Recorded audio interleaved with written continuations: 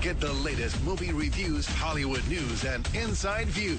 It's time for Behind the Screens with Lights, Camera, Jackson on 107.7 GNA. Here he is, our resident movie expert right here locally in the Capital Region.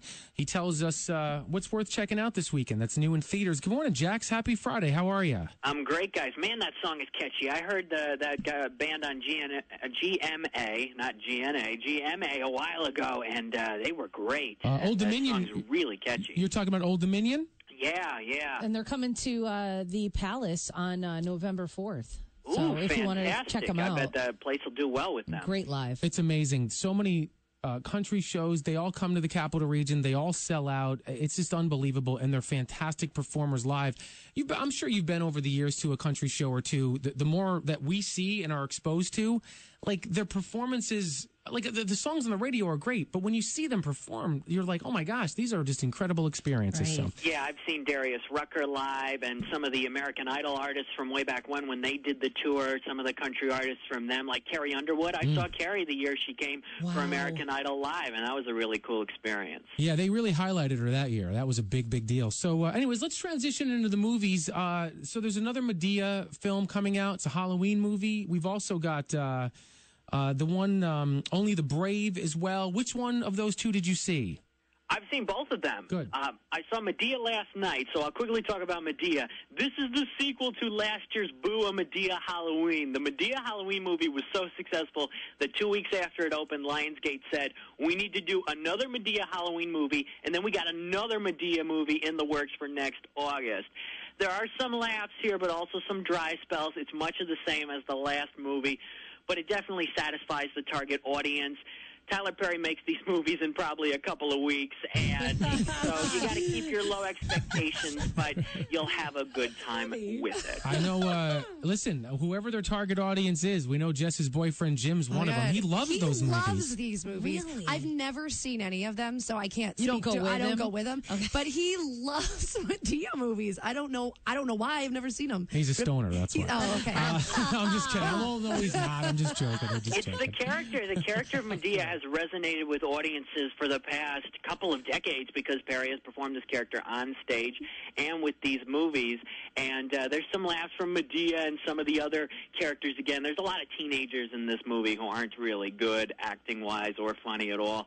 But Madea brings it and Joe brings it. So there's enough there. It's not great by any means, but there's enough there. Well, let's talk about Only the Brave.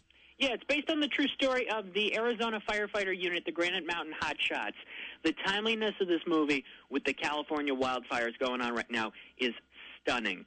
The cast includes Josh Brolin, Miles Teller, Jeff Bridges, and Jennifer Connelly. Jennifer Connelly is great in this movie. The performances are fine. Thing is, the story lacks excitement. I wanted intensity and genuine rawness to it, but you just don't get that until the final 15 minutes or so. There's a lot of over-dramatized subplots and supporting elements, and a lot of trench digging. There's just not enough action here to satisfy me. And Dierks Bentley has a big part of the movie, too, correct? I know, Chrissy, you might mention that National Flash. Title song and the soundtrack, and he's from Arizona. He spent a lot of time too with the families of that firefighting group, and he's been on the press junkets too, going around and talking about just how brave they are. So he's a big part of that. Yeah, movement. the song's called "Hold the Light," and you hear it towards the end of the movie. The final 15 minutes, they give you that rawness because this section is why this movie was made without giving too much away and getting into the true story aspects of this film. You get that emotion finally that I was looking for in the previous 2 hours of this film. So I honestly can't really recommend it for that. Maybe you check it out when it's on home viewing. It's okay, not great. All right, let's talk about an Oscar-winning actress coming to town, the Capital Region this weekend, a speaking engagement that people listening right now can go and actually be a part of. Why don't you tell us more about that? Yes, Octavia Spencer won the Oscar for The Help and was nominated again earlier this year for Hidden Figures. She's speaking at UAlbany tomorrow night at 8 o'clock as part of their speaker series. Tickets are free. You can get them on the UAlbany website.